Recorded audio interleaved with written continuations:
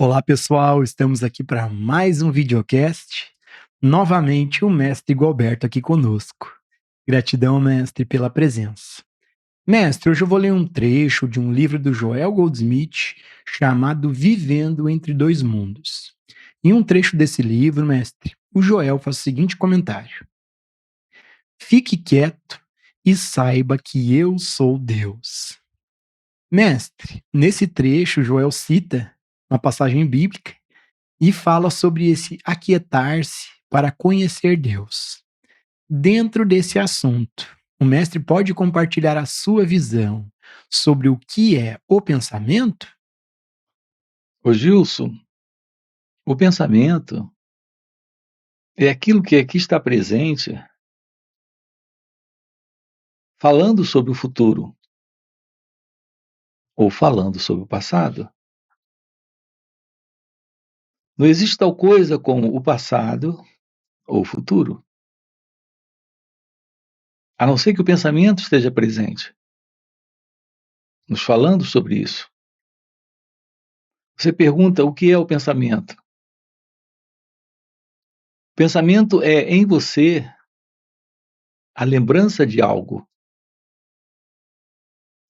que aconteceu ou algo que irá acontecer. A diferença é que algo que aconteceu é a experiência que, como um conhecimento, está guardado em você. Nós temos a experiência, o conhecimento, a lembrança. Essa é a presença do pensamento sobre algo que aconteceu. E aquilo que acontecerá é a presença do pensamento se projetando no que irá acontecer, no que irá surgir. Nós estamos lidando com imaginações. A presença do passado é a imaginação do que já foi. A presença do futuro é a imaginação do que será. Portanto, a sua pergunta é: o que é o pensamento? O pensamento é a imagem, é o símbolo, é a representação do tempo.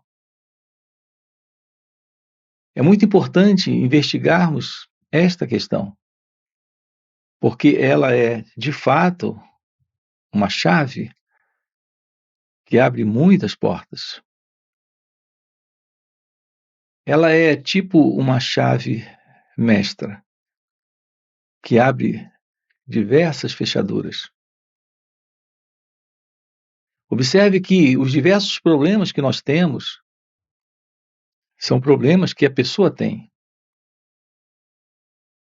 Não é a vida com problemas, é a pessoa com problemas. E o problema que a pessoa tem, antes de todos os problemas que ela carrega, é a ideia de ser alguém. É o pensamento eu. Você tem de si mesmo um pensamento, uma representação mental, um símbolo, uma imagem, uma fotografia sobre você. É a fotografia de alguém. É a presença do eu. Esta é a pessoa. Esse básico problema estabelecido em você está estabelecido pelo pensamento. A base para todos os problemas que você tem na vida é a não compreensão do que é o pensamento. Resolvido esta questão, fica eliminados os problemas. Por exemplo, você tem tristeza, tem arrependimento, tem culpa, você tem raiva, medo, ansiedade, preocupações. O que é tudo isso? Senão a presença do pensamento? É o pensamento em você. A presença desta interna condição conflituosa, aflitiva, sofrida de ser alguém. Não há problema na vida, mas a pessoa tem na vida muitos problemas. Porque a pessoa carrega o básico problema, que é o problema do eu. Portanto, aqui a pergunta é: quem sou eu? A investigação, a averiguação, o estudar a si mesmo é ter a compreensão de uma resposta direta para esta básica questão. Portanto, o que é o pensamento? Essa é uma outra pergunta para o que é o eu, porque o eu é constituído de pensamentos. Então nós temos o eu, a imagem, mas esta imagem ela é constituída de diversas outras representações mentais, que são pensamentos. E esses pensamentos são as experiências pelas quais você passou neste corpo e nesta mente. O seu nome é um exemplo de uma memória sobre você, que não é você, mas que constantemente o pensamento afirma que é você. Quando eu pergunto quem é você, você começa logo pelo nome. O meu nome é... Depois disso vem uma história. O seu nome é um pensamento. A história que vem são diversas lembranças que o corpo e a mente aí passou. Esse corpo e mente passou por diversos momentos, por diversas experiências. Então, muitas experiências ocorreram com você. Muitas lembranças estão estabelecidas em você. São as memórias, as recordações. Isso não é real agora, é só uma imagem aqui.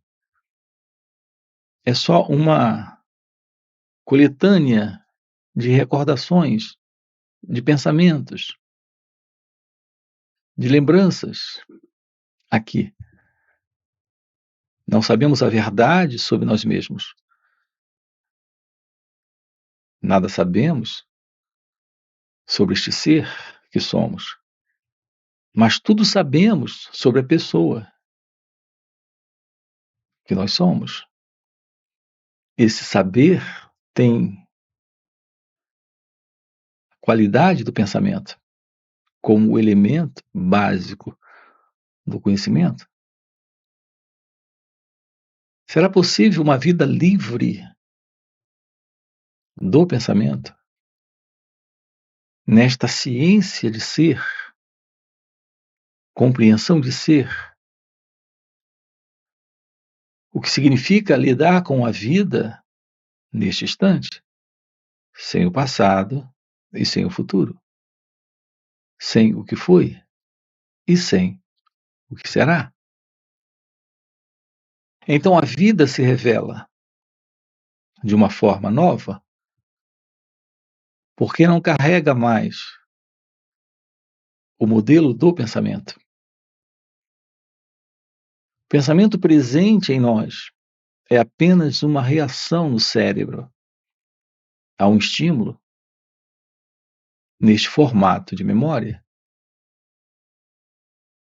O ponto é que nós estamos dando muita importância, um valor demasiado ao modelo de estrutura psicológica que nós carregamos conosco. Isso tem nos dado esta base de existência pessoal, egocêntrica, onde a nossa vida é a particular vida de alguém, que é a pessoa. Repare, nós temos a vida como ela acontece, e temos a particular vida da pessoa, como nós acreditamos ser. E estamos fazendo isso em razão da presença do pensamento, que não compreendemos. O pensamento, ele é apenas uma representação, um quadro, uma imagem, algo tão útil como, por exemplo, um mapa. Quando você tem um mapa, você não tem o território, você tem uma representação do território. Então você precisa do mapa para se localizar no território. Mas é o território que importa e não o mapa. E, no entanto, nós estamos vivendo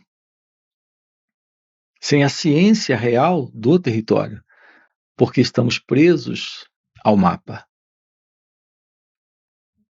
O mapa é o quadro, é a representação dos lugares, é a representação do território, dos espaços naquele grande território. Nós estamos vivendo uma particular vida centrada no eu, centrada no ego. O eu, o ego, é a pessoa, é o mapa. Estamos situando a nossa vida pessoal entre o passado e o futuro. Observe em você um estado de incompletude, de insatisfação, de estresse, ansiedade, medo, raiva, ciúme, inveja. São inúmeros os problemas quando a vida que nós conhecemos não é real, quando é só esta artificial vida do eu, da mente, deste padrão de comportamento egocêntrico, de condicionamento psicológico. É esse condicionamento psicológico a presença do mapa. Estamos vivendo neste desenho, nestas figuras, nestas representações mentais. Nós não estamos lidando com a vida real, mas com a vida abstrata do pensamento, teórica das ideias. É o passado e o futuro para o eu. É assim que estamos internalizando o momento presente, a partir do pensamento. Nós não sabemos lidar com a vida, porque estamos particularizando a experiência da vida. Nós não compreendemos o território, porque estamos presos no desenho do mapa. Isso se rompe quando há o despertar dessa inteligência, desta visão real da vida, quando temos a verdadeira compreensão do modelo, do padrão, do formato do pensamento. Isso ocorre porque nos livramos da ilusão do eu, da ilusão do pensador, do experimentador, do observador, daquele que se separa da vida e que está vivendo nesta ilusão, nesta imaginação, neste padrão do pensamento. Mestre, nós temos uma pergunta de uma inscrita aqui no canal que faz o seguinte comentário: como lidar com pensamentos ruins na hora de dormir? Ô Gilson, a sua pergunta é lidar com o pensamento ruim, na hora de dormir. Por que não descobrir o que é lidar com o pensamento? A ideia de lidar com o pensamento na hora de dormir, porque você diz que o pensamento é ruim, observe isso. Tome ciência do modelo do pensamento. Durante o dia, durante as atividades do dia. O seu pensamento, ele não pode ser ruim na hora de dormir, sem ser ruim antes da hora de dormir. A presença do pensamento, seja ele bom ou ruim, é a continuidade de uma memória, lembrança, que não se concluiu. Nós temos que investigar a natureza do pensamento. Olhar de perto o que é o pensamento. Observe que você tem um pensamento e ele se repete em você e ele está sempre voltando em razão de que há um impulso interno de desejo ou medo. É a incompletude, é a insatisfação, é o desassossego interno que está constantemente trazendo esta forma de representação mental no formato de pensamento, de lembrança.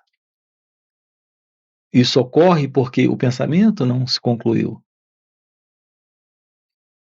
Isso ocorre em razão de um desconforto que está presente. Você quer se livrar do pensamento ruim, mas aqui o ponto é se livrar deste padrão de inquietude interna, de impulso interno, de insatisfação. É muito curioso o fato de que nós queremos nos livrar daquilo que nos faz sofrer. Não queremos nos livrar daquilo que nos dá prazer. Mas investigando isso, percebemos que aquilo que nos dá prazer é aquilo que daqui a um tempo irá nos fazer sofrer. Nós estamos presos ao padrão do pensamento, como uma representação, como uma aparição que surge, em razão de uma insatisfação que trazemos, de um nível de desconforto interno que está presente em nós. Algo que não se completou, algo que não se concluiu. Nós precisamos da ciência, da compreensão de nós mesmos. Precisamos aprender esta ciência de autorrevelação para compreendermos como a mente em nós se processa, como o pensamento em nós se sustenta. Num certo nível, a memória se faz necessária. Em outro nível, ela é completamente desnecessária. A nível psicológico, não precisamos da memória. A nível técnico, nós precisamos do conhecimento, da experiência e, portanto, da memória. Nós vivemos constantemente, psicologicamente, presos ao padrão do pensamento. Pensamentos bons e pensamentos ruins. Esses pensamentos Eles estão dando estrutura para esta ego-identidade, para esse padrão, que é o padrão do eu. É ele a insatisfação, é ele o problema, é ele o sofrimento. A presença do autoconhecimento nos traz a revelação da meditação. E isso é o fim para o pensamento. Para os bons pensamentos e para os ruins pensamentos. Esses bons pensamentos e ruins pensamentos neste eu é o problema. Há uma beleza de contato com a vida aqui e agora, quando o pensamento não está. E se isso está durante o dia, na hora de dormir, isso também estará lá. Se isso não está durante o dia, na hora de dormir, isso também não estará lá. Eu me refiro à presença da meditação. Tome ciência de suas reações e vá além do pensamento. Vá além desta separação entre o bom e o mal, entre o agradável e o desagradável, entre o que é bom ou ruim. Mestre, temos outra pergunta de outro inscrito aqui no canal que fez o seguinte comentário: Mestre, como faço para me auto-observar da forma correta? Tento fazer, mas é muito cansativo. Observe, Gilson, quando você diz o que fazer, como faço para me observar de forma correta? É interessante quando você diz tento fazer, mas é muito cansativo. A presença da observação destas reações, da simples e direta observação, não é algo cansativo? Não é algo que requer esforço. Quando você se queixa de que está sendo cansativo, é porque você está empregando alguma técnica, alguma prática, algum método que você está chamando de auto-observação, ou meditação, ou concentração. Se auto-observar é ficar ciente das reações. Quando você está diante de um pôr do sol, diante de um nascer do sol, diante de uma noite de lua cheia e olha para aquele cenário, neste momento não há esforço. Quando você está diante de um rosto sorridente, de olhos bonitos, diante daquele sorriso bonito, olhar para aquele rosto, isso não cansa, isso não estressa, isso não entedia, isso não aborrece. É um contato, neste momento, com a observação. A observação é a verdade sobre a auto-observação. Não há esforço. Observar suas reações não requer esforço. Esse olhar é perceber o que está presente. Não é fazer algo contra o que está se revelando. O problema surge, o esforço acontece quando queremos nos livrar, quando queremos fazer algo com aquilo que ali está. Diante de um pôr do sol, você não quer fazer nada, você apenas olha. Quando há só o olhar, sem alguém neste olhar, sem esse sensor, sem esse juiz, sem esse que quer alterar ou mudar, temos a presença apenas do observar, do perceber. A real aproximação da meditação é a ciência do olhar, sem o observador. É a presença do perceber, sem o percebedor. É a realidade do constatar, sem alguém neste constatar. Portanto, nós precisamos descobrir o que é se aproximar do momento presente. Sem esse que avalia, julga, compara, gosta ou não gosta. Precisamos aprender a olhar, a escutar, a perceber. Então não há esforço. Essa é a base do autoconhecimento. Olhar para as nossas reações, para os pensamentos e os sentimentos, para as emoções e as sensações, sem se envolver com elas, sem se envolver com isso. É quando o envolvimento está presente. É quando a ideia é resolver algo, fazer alguma coisa. É quando a ideia é obter algum resultado com esta autoobservação. Que o sentido do eu surge, que o sentido do ego aparece. E o cansaço também, e o tédio, e o enfado. Esse constatar da vida é o constatar do momento. É apenas o constatar, o olhar. Assim como olhamos para este cenário externo, que é esta noite,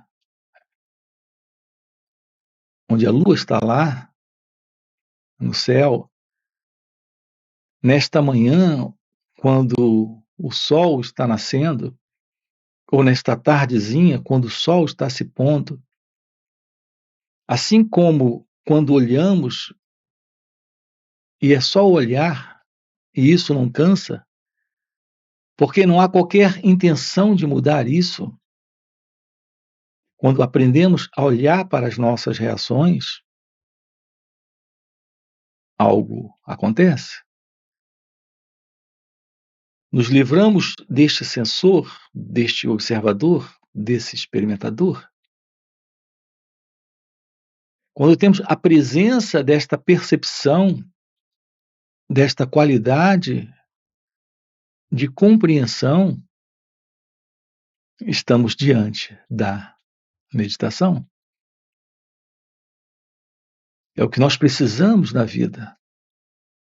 Ter um contato com a vida sem o eu, sem o experimentador, sem o observador.